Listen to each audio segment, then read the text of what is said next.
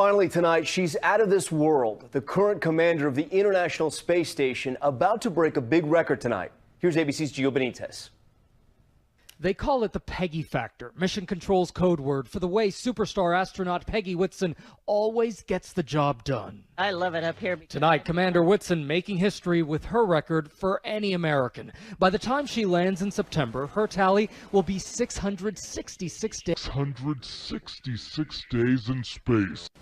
The greatest trick the devil ever pulled was convincing the world he didn't exist.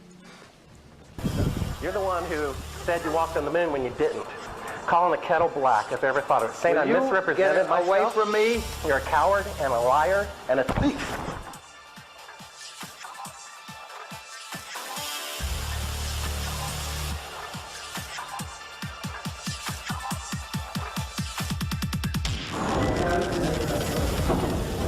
You want me to knock you in the head? Well, I want you to swear to God on the Bible that you walked on the moon. If you walked on the moon, we're given the opportunity to swear to God that you walked on the moon.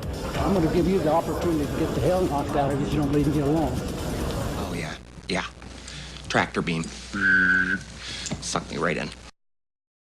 I was going to say thank you very much. I mean, that's, as a science journalist, my question is, through your career and your writing and your acting, you've inspired so many people to enter the sciences. How do you balance science with science fiction? They're both the same. I'm excited about it, and the idea is to democratize space, to lower the cost of getting to many destinations in our solar system. And the reason you do this, everybody, the reason a society does this, there are two questions, Lauren, that we have all asked. Where did we come from? How did we all get here? Where did we come from? And are we alone in the universe? And if you want to answer those two questions, you have to explore space.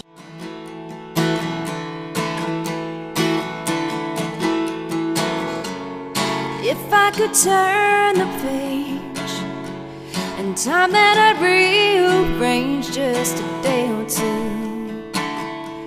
Close my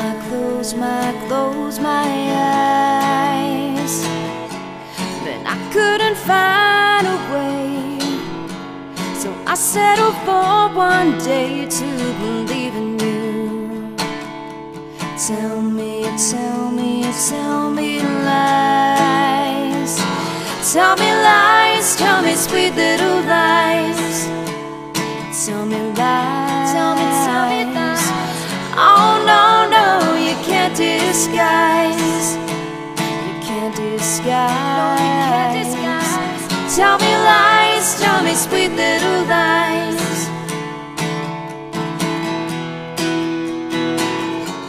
Although I'm not making plans, I hope that you understand there's a reason why. Close your eyes.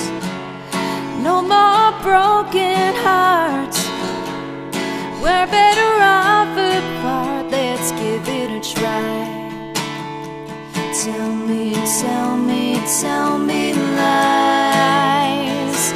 Tell me lies, tell me sweet little lies.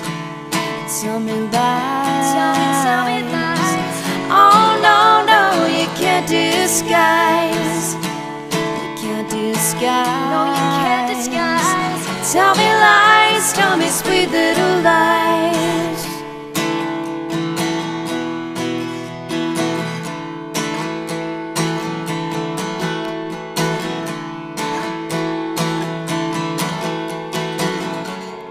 If I could turn the page and time that I'd rearrange just a day or two. Close my eyes. I couldn't find a way, so I settled for one day to believe in you. Tell me lies. Tell me lies, tell me sweet little lies. Tell me lies, tell me lies. Oh no, you can't disguise. You can't disguise.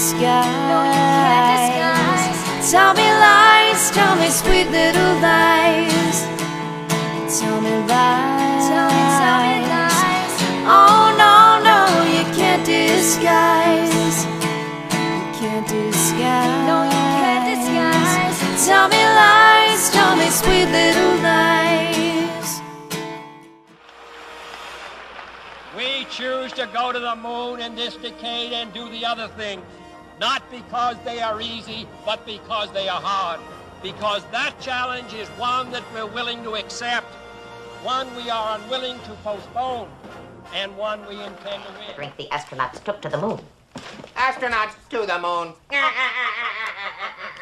Why don't you just put the end to the record in the argument and put your hand on the Bible, swear to God you walked on the moon. Mr. Sabro, knowing you, that's probably a fake Bible. Well, you're talking to the wrong guy. Why don't you talk to the administrator at NASA? We're passengers. We're guys going on a... Why has nobody been to the moon in such a long time? That's not an 8-year-old's question. That's my question. I want to know, but I think I know. Because we didn't go there, and that's the way it happened. And if it didn't happen, it's nice to know why it didn't happen, so in the future, if we want to keep doing something, we need to know why something stopped in the past that we wanted to keep it going.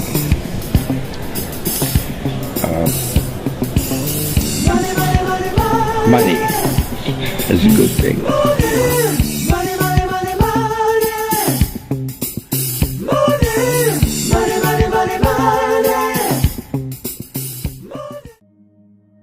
There will be an event where Muslims will give up Muhammad and Allah.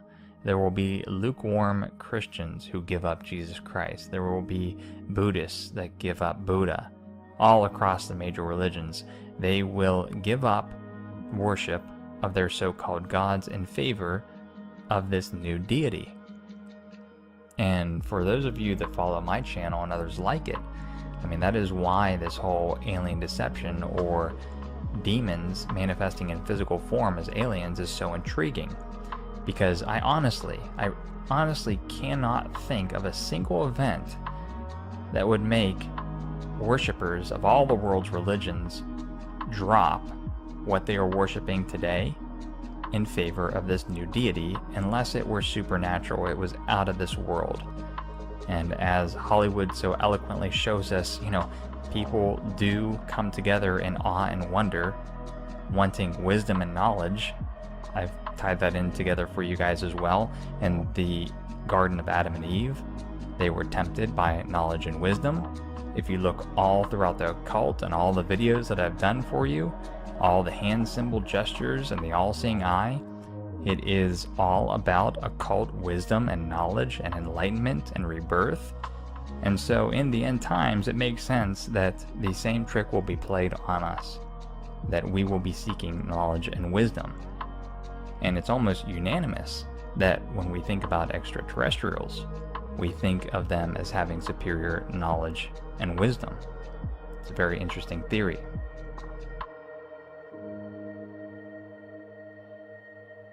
Today we're taking a crucial step to secure America's future in space by reviving the National Space Council after it has been dormant almost 25 years, if you can believe it. Today's announcement sends a clear signal to the world that we are restoring America's proud legacy of leadership in space. Our Vice President cares very deeply about space policy, and for good reason. Space exploration is not only essential to our character as a nation, but also our economy and our great nation's security. The human soul yearns for discovery. By unlocking the mysteries of the universe, we unlock truths within ourselves. That's true. Our journey into space will not only make us stronger and more prosperous, but will unite us behind grand ambitions and bring us all closer together. Wouldn't that be nice? But will unite us behind grand ambitions and bring us all closer together. Wouldn't that be nice? Every launch into the skies is another step forward toward a future where our differences seem small against the vast expanse of our common humanity. Sometimes you have to view things from a distance in order to see the real truth. It is America's destiny to be at the forefront of humanity's eternal quest for knowledge. It is America's destiny to be at the forefront of humanity's eternal quest for knowledge. And so in the end times, it makes sense that the same trick will be played on us, that we will be seeking knowledge and wisdom. A lot of room out there, right? Infinity and beyond. Infinity. Could be infinity. We really don't know. But it could be. There's got to be something, but it could be infinity, right? At some point in the future, we're going to look back and say, how did we do it without space? This guy just doesn't want to lie. No. He's looking down. He just doesn't want to say anything. This is why he didn't give any interviews for the rest of his life. Look at that. Please do look at that, folks. YouTube video of the first Apollo crew to come back at press conference. It's really embarrassing. I mean, it's just embarrassing. The lie was so big that they really couldn't fake it that well. It was too much for them.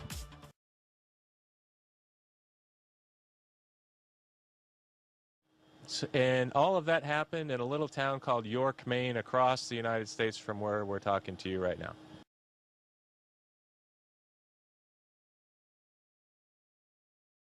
So you spin, when you spin pizza dough, it kind of flattens out. Yeah. Gets wider in the middle. And so Earth, throughout its life, even when it formed, it was spinning.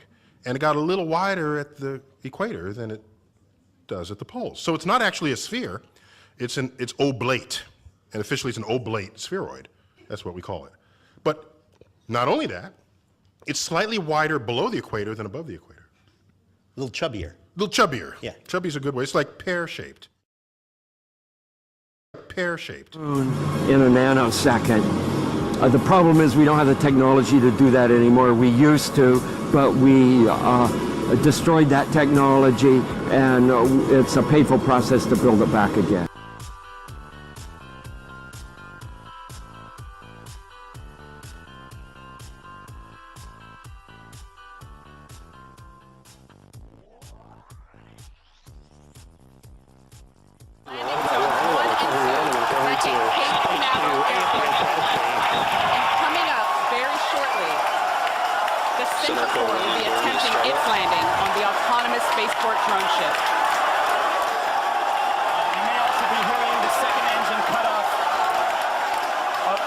Sometimes this footage goes out when it approaches the drone ship and the heavy vibrations make it lose signal.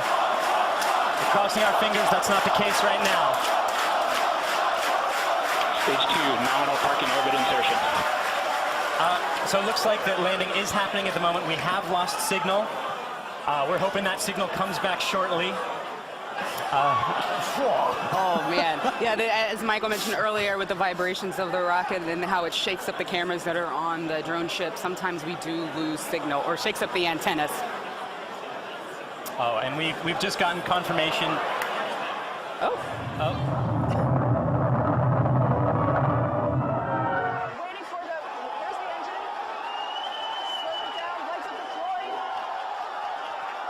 In case there are any conspiracy theorists out there, how would you prove to us that you're in zero gravity?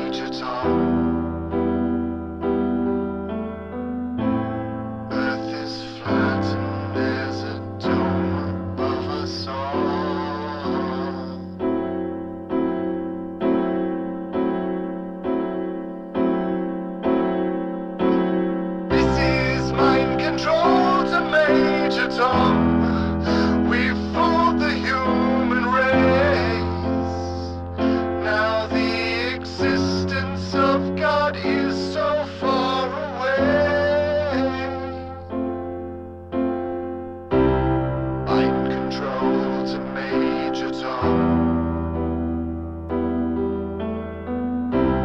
Mind control to Major Tom.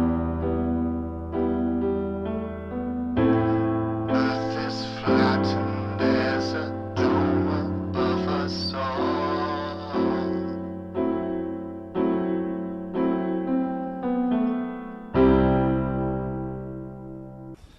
The next question from Marcia Dunn at Associated Press. Marcia Dunn, AP. What was going through your mind? How amazed were you to see your roadster up there with Starman just cruising along with the Blue Planet? And how long will we be getting live views, do you think, from the car? Well, I think it looks so ridiculous and impossible. A piece of bare metal in space under constant sunlight can get as hot as 260 degrees Celsius. And but we didn't really test any of those materials for, is it space hardened or whatever, So it just has the same seats that like a normal car has. It's just literally a normal car in space, which I kind of like the absurdity of that. A piece of bare metal in space under constant sunlight can get as hot as 260 degrees Celsius. But we didn't really test any of those materials for, is it space hardened or whatever, So it just has the same seats that like a normal car has. It's just literally a normal car in space. This is how hot it is in Italy. The car has melted.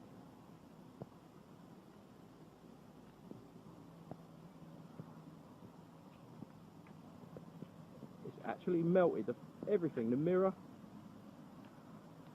the lights. Watching them lie through their teeth, carrying on a hoax that is so outrageous that they're beyond. They couldn't cover it up. They were just too human. Exactly. You can see on Neil Armstrong particularly, he doesn't want to lie. Another interesting find when it comes to the flat Earth here in Sydney, Australia. Taking a look at the harbor.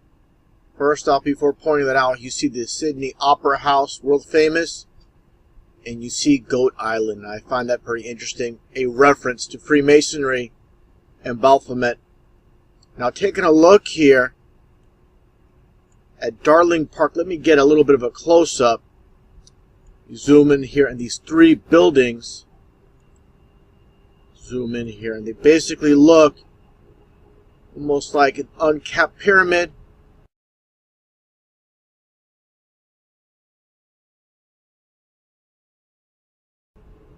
Very unusual architecture. Now look at what you see here. Let me get a little bit of a close-up and see what we find.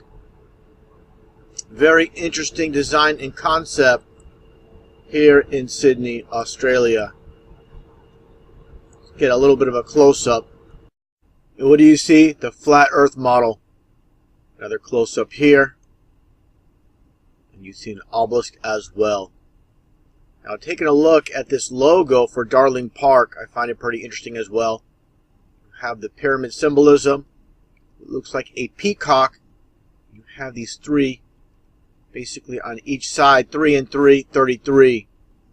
Find that very interesting. Everything, there's a reason. Again, they don't pull things out of thin air when they come up with these concepts, with these designs. Now, taking a look at one of the buildings in this complex, Darling Park here. It's kind of obscured here, but also the flat Earth map, and I find it pretty interesting where they situate it. People are passing by, coming down, passing by the world they live on, and they don't realize what's right in front of them. That is the flat Earth model. This is a flat Earth clock, probably the largest one in the world. Taking a look here at this little bit of a side angle here. And also, let's take a look at this short video. Very brief, but you get a general idea of what you see here at Darling Park. You see the flat Earth model, and again, the obelisk itself right in the center, all about the occult. Now, one thing I need to point out, as many people know, the flat Earth model and the UN logo. Now, the connection with Sydney I'll get into right now, which I find pretty interesting. First up, before we even get into that, One thing that needs to be shown is there just so happens to be 33 segments in the UN logo. Now looking at Sydney itself, it just so happens to be on the third parallel on the south. So you see the connection with the UN, Freemasonry, and the 33, always with the occult. People can't see that we live on a flat earth. With all the videos I have made and many others, and those that own and control this world, these Freemasons, and the number 33, as always in plain sight. This is what they're all about.